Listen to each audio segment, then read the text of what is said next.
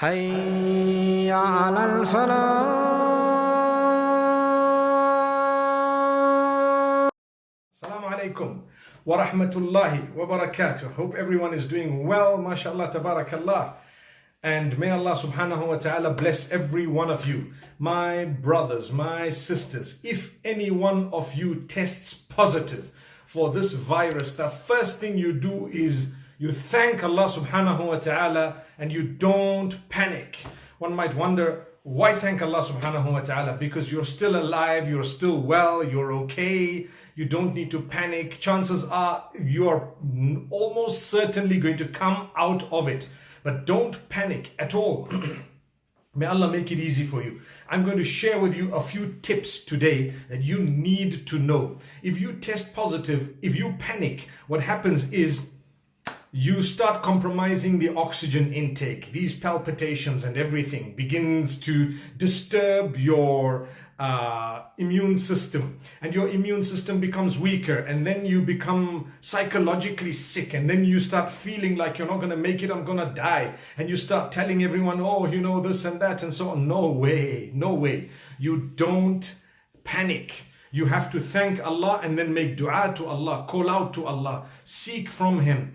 And you know what? You take it in your stride. Alhamdulillah. It's okay. Allah is the curer. He will give me the cure. 99% of the people out there that you know have come out of it. Subhanallah. So it's there. It is something serious. We take precautions.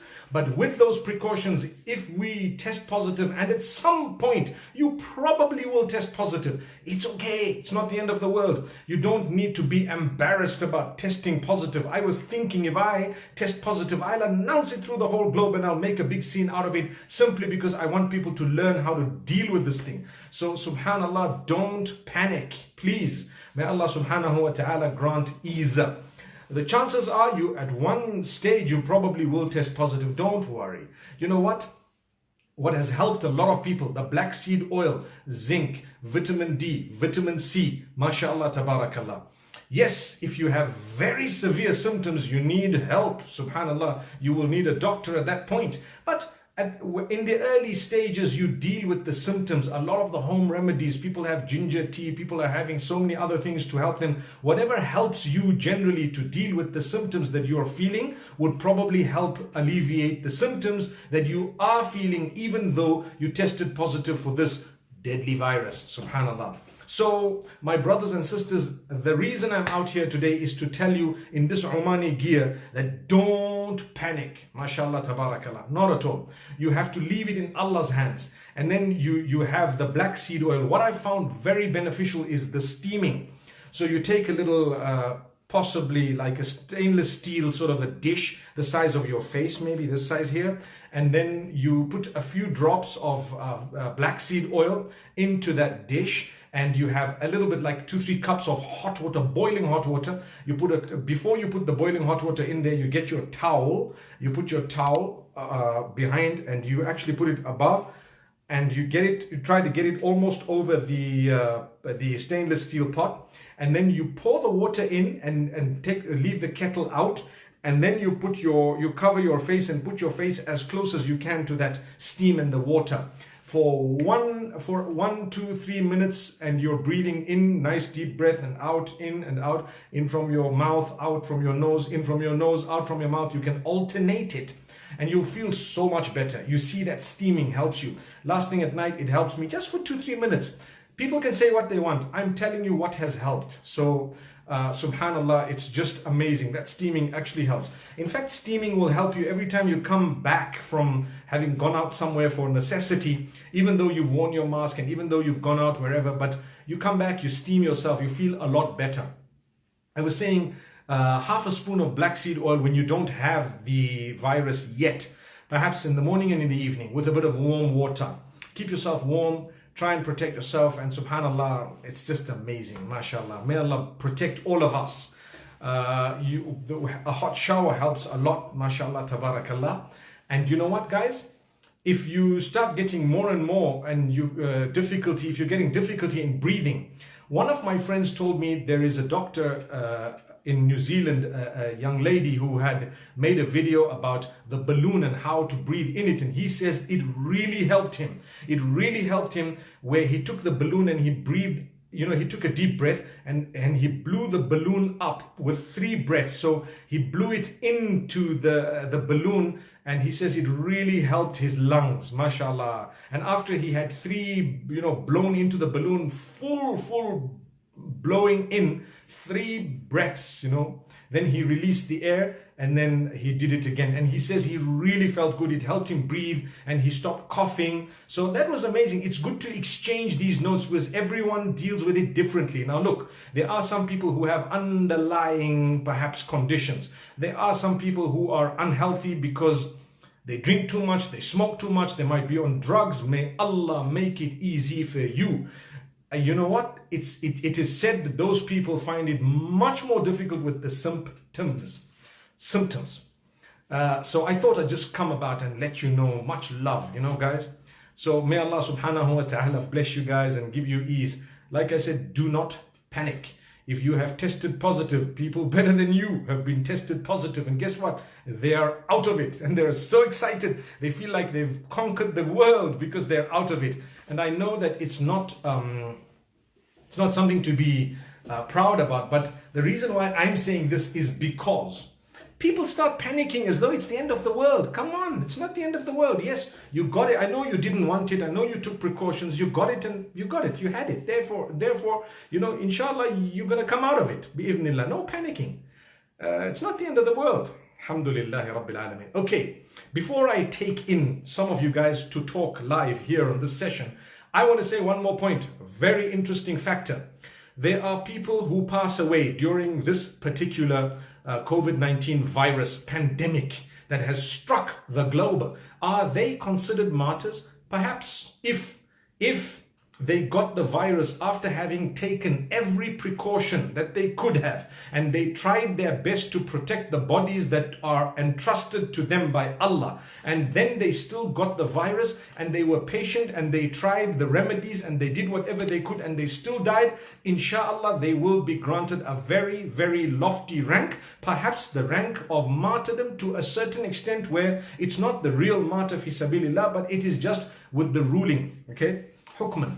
So my beloved brothers and sisters, however, a person who was careless, a person who took no precautions, a person who did not bother, probably didn't even believe that diseases could be contagious. And unfortunately, some religious people have misinterpreted the hadith that says la adwa as meaning diseases cannot be contagious, which is actually not even an accurate translation. I'm going to get to that. But if a person was careless, they would be guilty of having committed suicide to a certain extent, because وَلَا تُلْقُوا بِأَيْدِيكُمْ إِلَى التَّهْلُكَةِ is a verse of the Quran. وَلَا تَقْتُلُوا أَنفُسَكُمْ. Don't kill yourselves, the Quran says. Suicide is haram. Number 2 is Allah says, don't ever throw yourselves into destruction. The body belongs to Allah. It's your duty to look after it, take care of it. When Allah wants, He's going to take it back. You don't do something that will damage your own body. That's the reason why,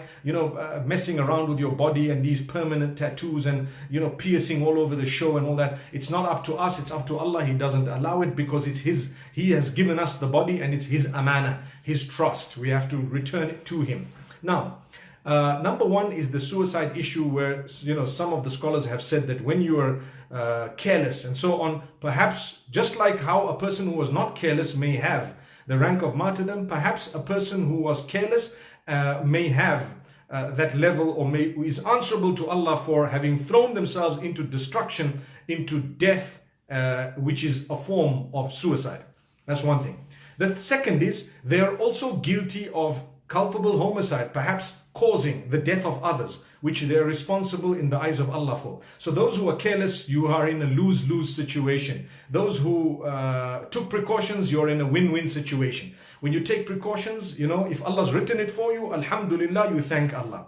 But if you haven't, I told you 2 things. If you die, Allah's going to ask you, why did you throw yourself into destruction, which is a form of suicide? Number 1. Number 2 is, you're going to be asked, Why did you throw the lives of others in destruction? I know of people, religious people, whose wives have passed away, who some of their family members have passed away just because they were careless, and they continued to say, this is nothing, this is a hoax, this is whatever, this is a farce, and so on. Hang on. It could be, there could be some conspiracy behind the whole thing, but it doesn't mean the reality on the ground is a joke. The reality on the ground is actually serious. So we don't panic, and alhamdulillah, we take precautions and we try, but we don't throw ourselves into destruction. And more than that, you don't throw others into destruction. People say, well, I haven't seen people dying. That's because you don't work in a hospital, my brother or my sister. Simple, ABC. You don't work in a hospital, you won't see people die. You're not in the front line, you won't see people die. So let's not be foolish. All we're saying, and I've always said this, all we're saying is take precautions. That's it. We're not saying more than that. Another thing, why are you throwing the lives of others into destruction? What answer are you going to give to Allah? You might not believe it. It's a reality. You're being a fool. May Allah subhanahu wa ta'ala grant us ease and protection, and may Allah subhanahu wa ta'ala really help us. Like I said, the bulk of people will come out of this, but there are those who perhaps won't. Then there are those who tell you, well, whatever's meant to be is meant to be. It's going to happen. It's going to happen. That sort of religious blackmail I've addressed in another video. And I did say that that's a big fraud. It's actually a statement of religious blackmail. Shame upon you. Because everything is predestined. Why bother about anything anyway? Because as it is, you're going to earn whatever's written for you. You're going to marry whoever's written for you. You're going to die whenever Allah's written. So why bother? Just sit on your laurels all day and just, subhanAllah, may Allah forgive us. May Allah subhanahu wa ta'ala grant us forgiveness. My brothers and sisters, that's not good enough. That's just not good enough. You have to do your best. You have to do your best to protect yourself and to get what is beneficial for you. You have to go out and work, go out and try, and so on. Okay. So I'm done with that, and I'm done with what I wanted to say. I wanted to say two things. Number one was, you get the disease, don't panic. What to do? Subhanallah, at night you might find it a little bit difficult. Some people say if you're on your stomach for a little while and hit your back a little bit, you'll actually loosen the phlegm. That's also beneficial if you're on your stomach. Some say don't sleep on your back because it becomes a little bit worse. And some people say that you can sleep on your side to side, and perhaps you want to sleep up a little bit. It might help you because at night it gets a little bit worse. So there goes. Then the other thing I wanted to talk about was how important it is to try your best so that you can achieve the rank of martyrdom if in the very rare case you happen to lose your life. It is not taboo to have COVID-19. If you have COVID-19 and you've tested positive, the chances are the best thing to do, send a message to all your loved ones, all your friends, whoever you've interacted with in the last 2 weeks. Just let them know, listen, I was positive, and perhaps you can isolate and make sure that you're not positive yourself. That's the most responsible thing to do. The best thing to do. You will be rewarded for having saved lives from the Quran.